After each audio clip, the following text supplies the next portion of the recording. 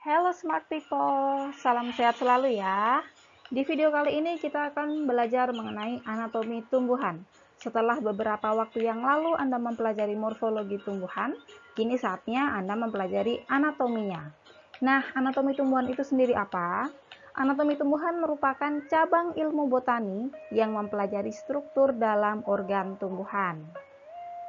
Anatomi tumbuhan sangat erat hubungannya dengan ilmu dasar yang lain seperti fisiologi tumbuhan, morfologi tumbuhan, dan embriologi tumbuhan. Berbicara mengenai tumbuhan, perlu kita ketahui bahwa organ tumbuhan digolongkan ke dalam dua kategori, yaitu organ vegetatif dan organ generatif. Organ vegetatif tumbuhan tersusun atas daun, batang, dan akar. Sementara organ generatif tumbuhan tersusun atas bunga, buah, dan biji. Nah, kita akan mempelajari anatomi dari organ-organ tumbuhan ini. Jaringan apa saja penyusun organ tersebut?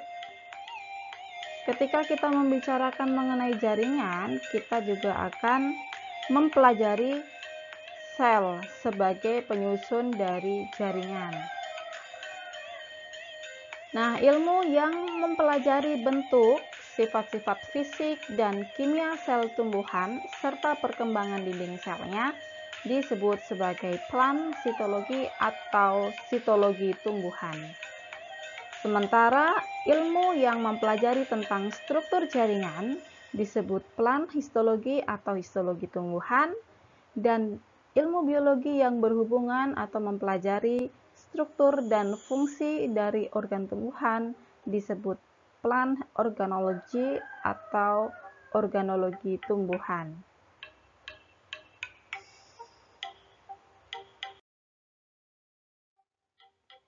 Sebelum kita mempelajari lebih jauh mengenai jaringan penyusun organ, perlu kita pelajari terlebih dahulu penyusun dari jaringan itu sendiri, yaitu sel. Ada 3 konsep utama mengenai teori tentang sel, yaitu yang pertama, sel merupakan satuan struktur dari organisme. Yang kedua, sel merupakan satuan fungsi dalam organisme hidup. Dan yang ketiga, semua sel berasal dari sel. Nah, sel yang Anda lihat di monitor ini adalah sel tumbuhan, di mana sel tumbuhan memiliki bagian yang khas yang dapat membedakan sel tumbuhan dengan sel yang lainnya, yaitu bagian dinding sel yang berada di bagian terluar berwarna hijau di sini. Kemudian ada organel kloroplas berwarna hijau di bagian dalam ini. Dan adanya vakuola yang ukurannya cukup besar. Nah, pada sel tumbuhan yang usianya masih muda, vakuola sel masih berukuran kecil. Sel mengandung 4 molekul organik utama, yaitu gula sebagai senyawa sumber makanan sel, asam lemak sebagai komponen dari membran sel, asam amino sebagai subunit dari protein, dan nukleotida merupakan subunit dari DNA dan RNA. Sementara itu, komponen sel tumbuhan tersusun atas dinding sel dan protoplas. Dinding sel terdiri atas bagian lamela tengah, bagian terluarnya, kemudian bagian dalamnya ada dinding primer, dan bagian yang terdalam ada dinding sekunder. Adapun protoplas memiliki komponen protoplasmik dan komponen non-protoplasmik. Komponen protoplasmik merupakan komponen yang hidup dari sel, terdiri atas inti, mitokondria, plastida, retikulum endoplasma, ribosom, lisosom, dan bagian lain yang hidup dari suatu sel. Sementara komponen non-protoplasmik merupakan komponen yang tidak hidup dari sel, yaitu terdiri dari vakuola dan hasil-hasil metabolisme, antara lain ada kristal, minyak atsiri, amilem, dan aleuron. Selanjutnya, kita akan melihat lebih detail mengenai bagian dari dinding sel. Dinding sel merupakan bagian paling luar dari sel tumbuhan dan merupakan bagian yang membedakan antara sel tumbuhan dan sel hewan. Setelah terjadi pertumbuhan sekunder, dinding sel tumbuhan dibagi menjadi 3 lapisan. Nah, mungkin untuk lebih jelasnya bisa melihat gambar yang ini. 3 lapisan pada dinding sel itu ditunjukkan di bagian tengah. Ini ada yang berwarna coklat tua adalah lamela tengah. Jadi lamela tengah ini berada di antara sel yang satu, anggaplah ini sel pertama, dan ini sel kedua. Nah, lamela tengah berada di sini. Kalau kita melihat dari sisi sel yang kedua, maka lamela tengah itu merupakan bagian terluar. Kemudian sebelah dalamnya lagi, di sini ada dinding primer. Kemudian sebelah dalamnya lagi, ini ada dinding sekunder. Nah, lamela tengah merupakan perekat sel yang satu dengan sel yang lain apabila beberapa sel membentuk jaringan. Lapisan ini tersusun dari zat pektin. Pada tumbuhan berkayu, lamela tengah biasanya mengalami lignifikasi. Sementara dinding primer merupakan dinding yang pertama kali terbentuk dan selama sel dalam fase perkembangan. Lapisan ini tersusun dari zat selulosa, hemiselulosa, dan pektin. Kadang-kadang juga mengandung lignin. Sementara itu, dinding sekunder merupakan lapisan yang terbentuk di sebelah dalam dari dinding primer setelah sel selesai mengadakan pertumbuhan. Lapisan ini tersusun dari zat selulosa, hemiselulosa, dan lignin. Pada dinding sekunder tidak dijumpai adanya zat pektin. Perlu kita ketahui pada dinding sel terdapat noktah dan plasmodesmata. Nah, noktah bisa kita lihat di bagian bawah, ini yang berupa bagian dinding sel yang tidak mengalami penebalan. Jadi ada banyak noktah di sini ya. Nah, ini bagian dinding sel yang tidak mengalami penebalan sehingga memungkinkan adanya hubungan antara suatu sel dengan sel-sel yang ada di sekitarnya. Karena inilah nanti bisa terbentuk adanya plasmodesma atau dalam bentuk jamaknya plasmodesmata. Nah, plasmodesma atau plasmodesmata ini bisa Anda lihat hubungan antara sel yang satu dengan sel yang lain. Pada preparat ASI terlihat seperti garis-garis. Kalau kita perbesar mungkin akan kelihatan seperti ini ya, berupa saluran yang menghubungkan antara sel pertama dengan sel kedua. Mungkin lebih jelasnya bisa Anda lihat di gambar awal tadi, yaitu di sini. Nah, plasmodesma itu adalah yang ini, yaitu hubungan antara protoplas sel yang satu dengan protoplas sel-sel di sekitarnya. Jika satu seperti ini kita sebut sebagai plasmodesma, jika banyak kita bisa sebut sebagai plasmodesmata. Plasmodesmata merupakan bagian dari dinding sel yang memiliki peranan penting dalam transportasi material dan meneruskan rangsang dari sel satu ke sel yang lainnya.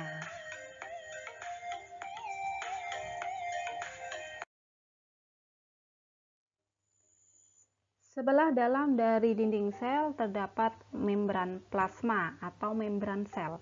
Membran plasma adalah selaput tipis yang terdiri dari lapisan ganda fosfolipid dengan gumpalan-gumpalan protein. Nah, lapisan ganda fosfolipid itu bagian yang ini.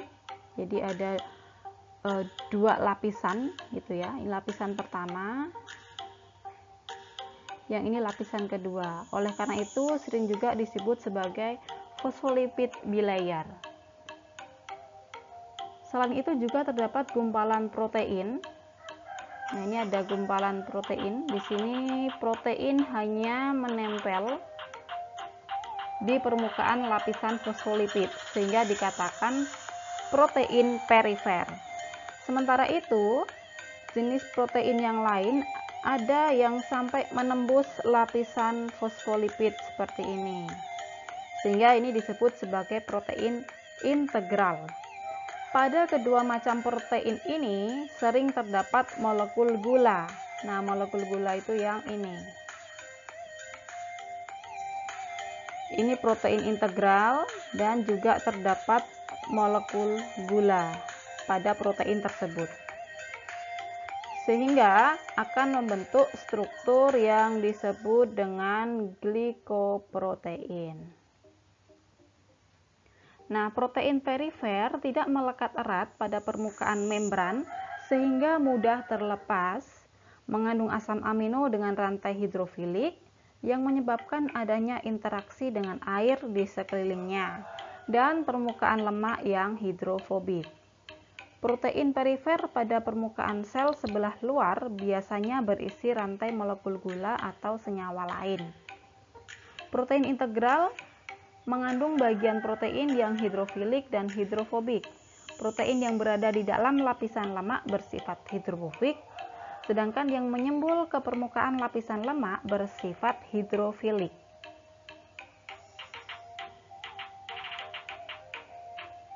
Anda bisa melihat bagian yang berwarna hijau di sini. Nah, ini adalah alpha helix protein.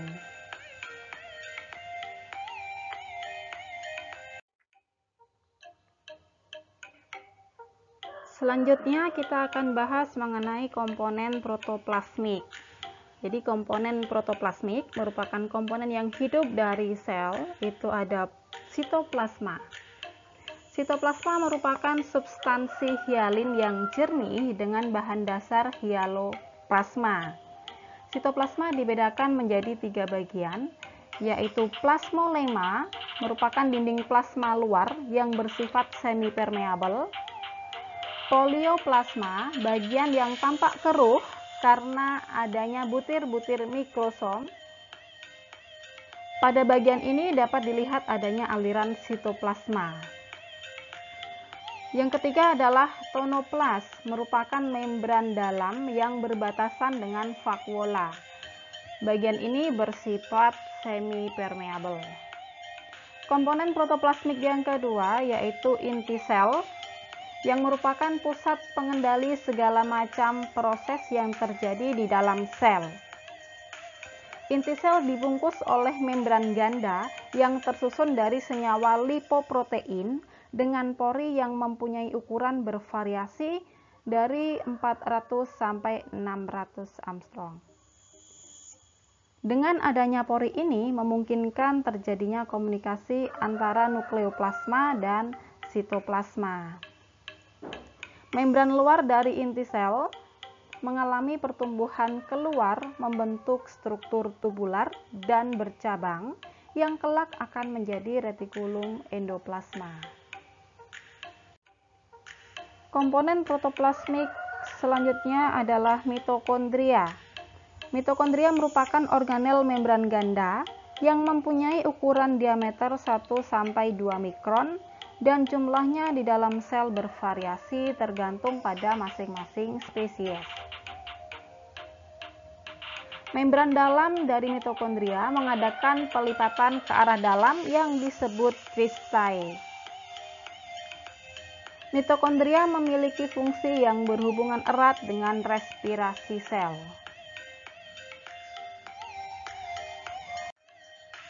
Komponen protoplasmik berikutnya adalah retikulum endoplasma.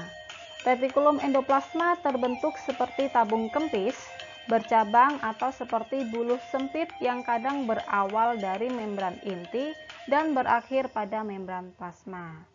Retikulum endoplasma ada yang mengandung ribosom, disebut sebagai retikulum endoplasma kasar, dan ada yang tidak mengandung ribosom, disebut sebagai retikulum endoplasma halus. Retikulum endoplasma berfungsi sebagai tempat sintesis berbagai bagian sel yang penting, antara lain asam lemak dan protein. Komponen protoplasmik berikutnya adalah ribosom. Ribosom berupa partikel kecil bergaris tengah 17–20 mikrometer, terdapat pada sitoplasma dan kadang dijumpai menempel pada membran sebelah luar dari retikulum endoplasma. Nah, yang kita lihat gambar di slide ini, ribosom menempel pada retikulum endoplasma. Ribosom berperan penting dalam sintesis protein. Selanjutnya ada diktiosom atau badan Golgi. Diktiosom terdiri dari tumpukan sisterna pipih yang bulat. Setiap sisterna dibatasi oleh membran yang halus. Di bawah mikroskop elektron, diktiosom tampak tersusun oleh 3 macam struktur, yaitu struktur seperti kantong pipih, vakuola besar, dan kantong yang membulat. Diktiosom terlibat dalam sekresi gula pada sekresi nektar, polisakarida, dan kompleks protein polisakarida. Selanjutnya ada mikrobadi. Mikrobadi merupakan badan renik berdiameter antara 0,5 sampai 1,5 nanometer. Ada 2 kelompok mikrobadi, yaitu peroksisom dan glioksisom. Peroksisom berhubungan dengan kloroplas dan merupakan tempat fotorespirasi asam glikolat. Sementara glioksisom terlibat dalam penggunaan asetil koenzim A pada waktu pengerahan cadangan lipid, terutama sewaktu perkecambahan biji yang mengandung minyak.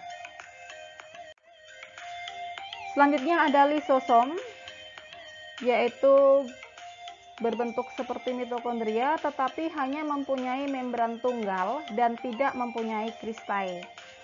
Memiliki diameter 0,4 sampai 0,2 mikrometer dan lazim dijumpai pada sel-sel hewan.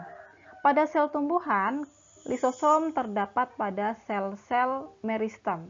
Ya, kadang-kadang lisosom terdapat pada sel-sel meristem, tetapi tidak selalu dijumpai adanya lisosom. Lisosom mengandung enzim-enzim yang berperan dalam proses hidrolisis. Selanjutnya ada sferosom, yaitu merupakan tubuh lipid yang dikelilingi membran, berbentuk bulat dengan diameter 0,5 sampai 1 mikrometer, berfungsi dalam sintesis lemak dan di dalamnya juga dijumpai adanya timbunan lemak.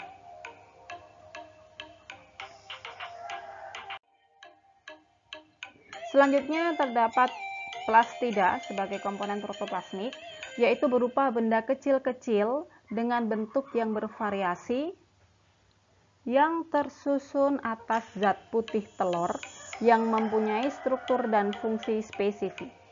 Plastida berkembang dari proplastida. Berdasarkan warnanya, plastida dikelompokkan menjadi leukoplas dan kromatofora. Leukoplas artinya adalah plastida yang tidak berwarna. Biasanya berfungsi sebagai tempat penyimpanan cadangan makanan.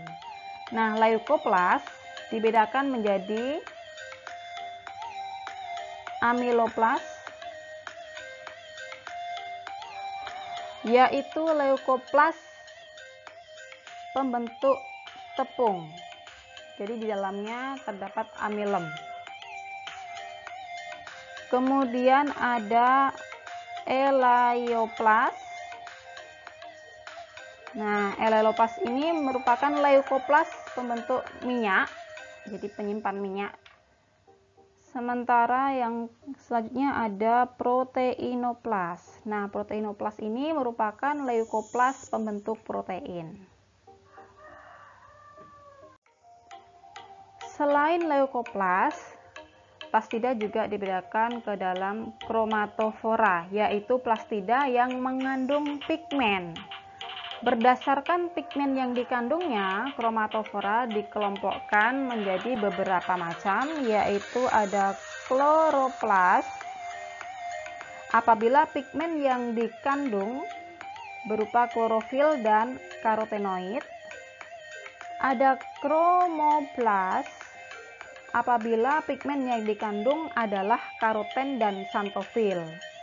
Selain itu juga ada pheoplast, yaitu mengandung pigmen phycoxanthin, dan ada rhedoplast yang mengandung pigmen phycoerythrin.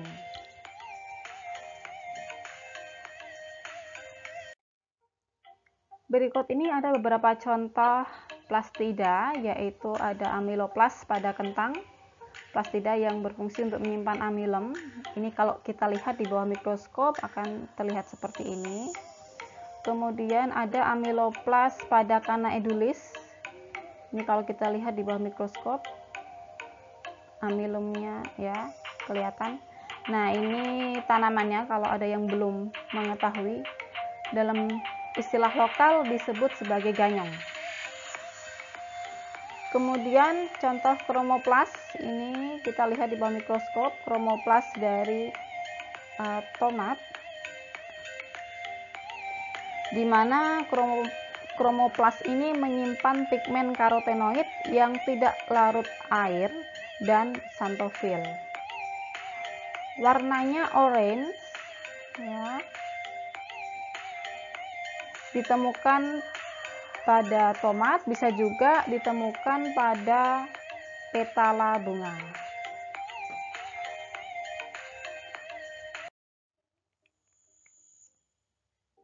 Selanjutnya adalah komponen non-protoplasmik.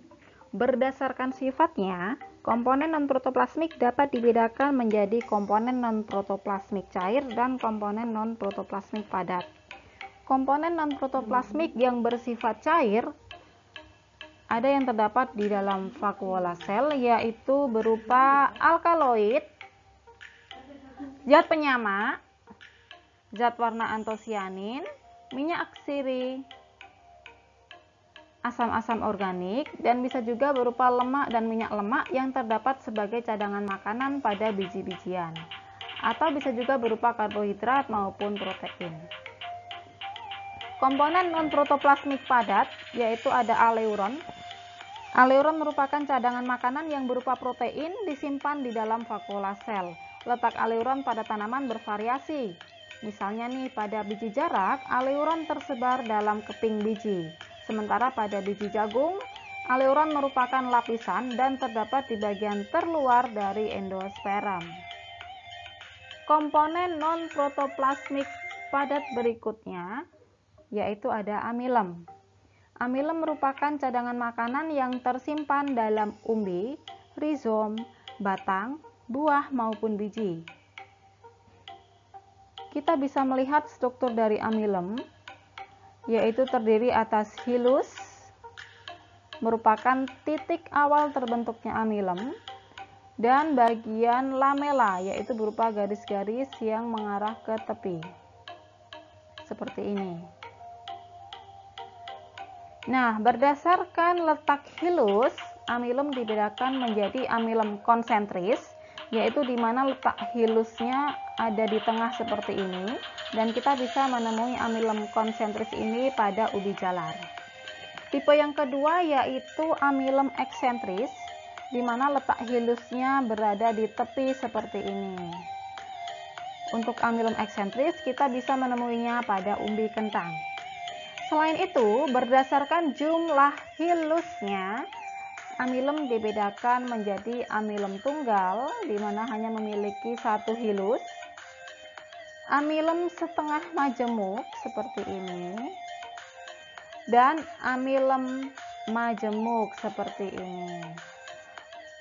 Pada contoh di video ini, amilem majemuk memiliki 3 hilus, namun amilem majemuk bisa juga memiliki lebih dari 3 hilus. Komponen non-protoplasmik berikutnya itu ada kristal kalsium oksalat. Kristal kalsium oksalat merupakan endapan dari garam oksalat yang jika terakumulasi terlalu banyak akan bersifat racun pada tumbuhan. Bentuk-bentuk kristal kalsium oksalat bermacam-macam dan dapat digunakan sebagai ciri taksonomi pada tumbuhan. Pada video ini terdapat 3 tipe kalsium oksalat yang ditampilkan. Yang pertama adalah tipe drusen atau roset. Tipe ini biasanya ditemui pada tangkai daun begonia atau pada batang jarak. Tipe yang kedua itu adalah kristal prisma. Kristal prisma ini bisa ditemui pada daun jeruk. Tipe yang ketiga adalah kristal rafida. Biasanya terhimpun dalam berkas. Kristal rafida bisa kita temui pada daun bunga pukul 4. Nah, yang Anda lihat di samping ini adalah kristal kalsium oksalat tipe drusen. Di sini juga kita bisa melihat kalsium kristal oksalat tipe drusen. Ini asli kalau kita melihat di bawah mikroskop akan terlihat seperti ini. Nah, selain ketiga tipe kristal Ca oksalat tadi, terdapat juga tipe yang lain yaitu yang tidak ada di sini gambarnya, yaitu kristal pasir. Itu karena berupa butiran-butiran kecil seperti pasir bentuknya. Bisa kita temui pada tangkai daun bayam dan daun tembakau. Kemudian selain kristal pasir juga ada kristal sferokristal, SFERO kristal, atau kristal radial. Oke, sekian materi pada hari ini. Semoga bermanfaat.